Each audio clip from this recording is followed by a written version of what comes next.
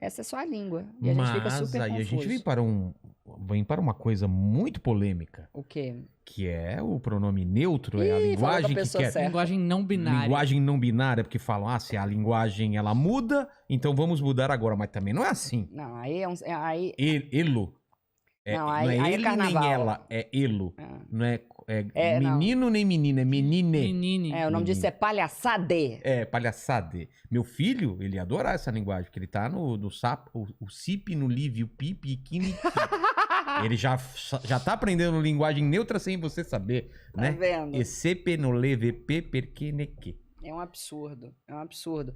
E eu não entendo, porque a linguagem ela não é preconceituosa. Preconceituoso é quem usa a linguagem, né? A linguagem em si ela é um instrumento, entendeu? Eu não consigo ver.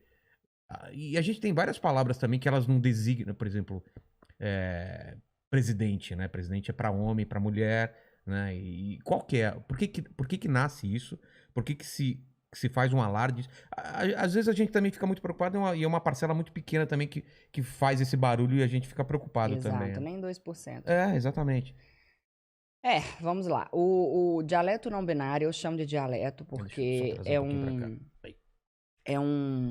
é um modo de falar, né, de um grupo específico, marginalizado, e isso que designa o que é um dialeto, né?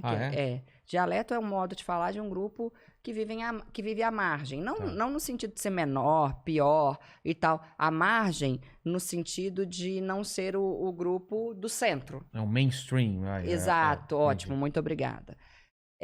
O dialeto não binário, ele só interessa aos não binários e às pessoas aos militantes de ideologias de gênero. Essa é a grande verdade. E ele não faz o menor sentido. Por quê? Vamos lá. A língua portuguesa vem do latim. No latim havia o gênero masculino, o gênero feminino e o gênero neutro. Na passagem do latim para o português, o que era neutro se tornou masculino. Logo, quando eu digo boa noite a todos, eu já estou incluindo todas, porque o masculino, na nossa língua, faz o papel do feminino também, do neutro. Entendi. De tudo. Isso não é machismo. Isso é regra. Isso é regra e as pessoas querem achar machismo em tudo. Então, quando alguém diz boa noite a todos e a todas, essa pessoa está sendo redundante. E quando já abrange. Já abrange. E quando essa pessoa diz boa noite a todos, a todas e a todes, essa pessoa está sendo ridícula.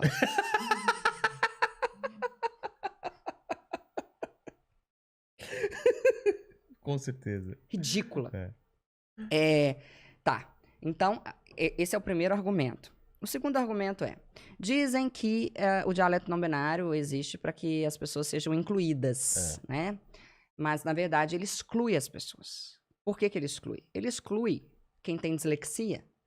Imagine uma criança na escola, lá no processo dela de alfabetização, de não sei o que e tal, tentando de aprender paralelamente um outro modo de escrever e de falar. Então, exclui os disléxicos que, de fato, que verdadeiramente já têm dificuldades com a língua. Exclui os cegos, que fazem uso de softwares de leitura, e aí esses softwares teriam de ser atualizados. Exclui os surdos que fazem compreensão com a linguagem labial. Porque a compreensão de todo é diferente de todex e de tode na língua, no lábio. Ou colocar X, ou colocar é uma arroba, zona. Começaram com X e arroba, depois passaram para a letra E. Mas aí as empresas estão usando muito X também no bom mocismo delas, né? E tal. Então, exclui os disléxicos, exclui os surdos, exclui os cegos, e exclui uma parcela da sociedade enorme, majoritária, que vê tudo isso como uma grande bobagem. Que mais? Aqui a gente tem a Academia Brasileira de Letras. Na França, lá eles têm a Académie Française, que é um órgão que que tem a mesma função. E lá eles se pronunciaram há mais tempo dizendo que se trata, abre aspas, de uma aberração linguística. Fecha aspas. E o ministro da Educação Nacional da França proibiu o uso do dialeto não binário nas escolas e nas faculdades. e isso deveria ocorrer aqui. O meu nome está... Eu não sou uma pessoa ligada à política, eu não tenho decoro eu não, para estar na política, eu não teria paciência com aquilo, eu não quero fazer parte da política. Em meia hora eu mandaria alguém ali para algum lugar, indubitavelmente. Mas meu nome está num projeto de lei, em um projeto de lei em Santa Catarina, contra o dialeto não binário. Eu ajudo deputados, eu ajudo vereadores a criarem teoria, né, a argumentarem contra o dialeto não binário, porque eu entendo que isso é uma forma de defender a minha língua, o meu idioma. Que não é fácil, né? Já é difícil a gente estudar e saber falar o idioma corretamente. Exato, a gente ainda vai vive complicar ainda mais. Isso. Gente, a gente vive num país lotado de semi-analfabetos, de analfabetos funcionais, e aí eles querem ainda impor coisas. E o que eles falam? Não, a gente não quer impor. A gente quer, porque eu já participei de discussões sobre isso. A gente quer só que a norma culta conviva com o dialeto não binário. Só que a gente sabe qual que é o fim disso. É muito bonitinho, é fofo, sabe? E tal. Mas no fim a gente caminha, sim, para uma exclusão paulatina do nosso idioma, da norma culta, na verdade. A gente caminha para uma desvalorização paulatina da norma culta. O ministro da Educação francesa, o ministro da Educação Nacional, porque lá se chama ministro da Educação Nacional.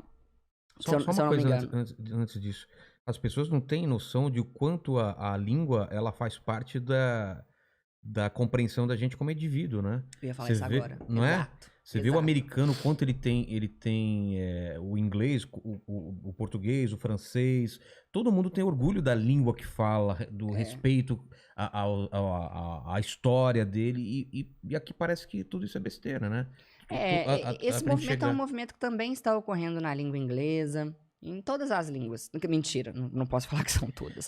Mas em várias. No Canadá já está tendo um problema, né? De você até ser preso ou ter que pagar multa se você não usar esse tipo de linguagem ou alguma coisa parecida, né? Eu ouvi falar disso, eu não tenho dados, mas eu ouvi falar disso, que o Canadá era o lugar em que... Que você pode ir preso se você não usar o tratamento correto, né?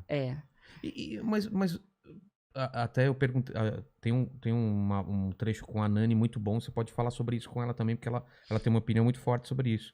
E ela também acha besteira e tal. E aí eu vejo, por exemplo, os trans que tiveram tanto trabalho para ser tratado como como ser tratado como ela, e de repente chega um pessoal falando, não é mais ela, é elo. Assim, estão perguntando para as pessoas, porque parece um grupo que está querendo falar para um monte de gente, e essas pessoas, elas nem foram consultadas, né? Então, se você... Mas de acordo com eles, desculpa te interromper, de acordo com eles, a pessoa não binária, que não se identifica nem com gênero feminino, nem com gênero masculino, ela pediria para ser tratada assim. Pelo que eu tô entendendo, você olha pra Nani, você vai falar ela. Sim. Olha pra você e fala ele. Mas o não binário falaria por favor, pronome neutro, entendeu? Linguagem não binária. Pelo que eu entendi, porque também somos homens. Eu entendi isso, e tem pessoas que falam não, que essa linguagem vai substituir aquilo que a gente tava falando. Em vez de tratar tudo quando é genérico, vai ser linguagem neutra. Pelo amor de Deus, então tomara que eu morra Então, antes. em vez de falar ele ou ela, não, já fala elos, e aí já é todo mundo. Agora, sabe o que me dá muita... Não sei, alguém no chat aí pode ajudar a gente também pra saber como que tá isso. Sabe o que me dá raiva? O Max foi mais rápido. O que ele falou? Ele puxou uma matéria aqui, ó. Canadá aprovou uma lei que criminaliza o não uso de pronomes neutros para quem exigir ser tratado por eles. Sim, a gente falou isso em algum podcast aqui acho que, se não me engano, foi com o Rolandinho. Pode falar. Aí a chamada é aqui. Quando uma lei semelhante será aprovada no Brasil para obrigar pessoas a usar ele? Tomar banho. Então. Vai aprovar o tipo de lei, gente? Lei para alfabetização das pessoas. Olha só que interessante. Mas você ia falar alguma coisa sobre a França, eu te cortei, só para você não perder a linha. O ministro da Educação, da Educação Nacional, lá na França, ele falou, e eu concordo com ele, que esse dialeto, em que ele é prejudicial?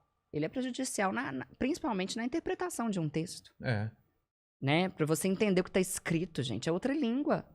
Então, na interpretação, para você escrever, enfim. E outra coisa, é arbitrário. Colocou-se uma letra E, e aí, tá. E aí, como é que eu vou... Alface. E pente, e alface, e elefante. Elefante, Como é que vai ser isso? É. Entendeu? É um total... Olha, o Brasil, quer dizer, isso aí é mundial, mas é um... Mas sabe o que me parece? Parece que a gente não tem problema sério pra resolver, não é? Exato.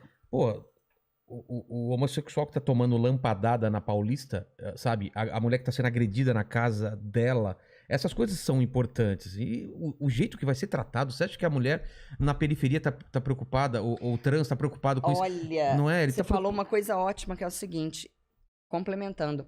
Trata-se de um modo de falar de uma elite progressista. É, uma elite. É uma elite progressista. Por quê? O menino lá da favela... Tá sendo discutido no Starbucks isso, entendeu? Exato. Obrigada. É isso. É discussão de Starbucks. E outra coisa, o que me dá muita raiva é quem difunde isso, os maiores responsáveis por isso, são os professores universitários. Ah, é? São os maiores responsáveis por isso. Teve agora o Museu da Língua Portuguesa. O museu fez isso. Eu já dei algumas entrevistas sobre isso. Eu brinquei, eu falei, gente... Foi um comunicado? Foi o quê? Foi alguma coisa no Twitter. Que eles falaram, se eu não me engano, todos, todas e todes. E eu falei, é museu, né? Já sepultou. Tá ótimo, eu fiz piada com a desgraça. Eu falei, museu, já sepultou.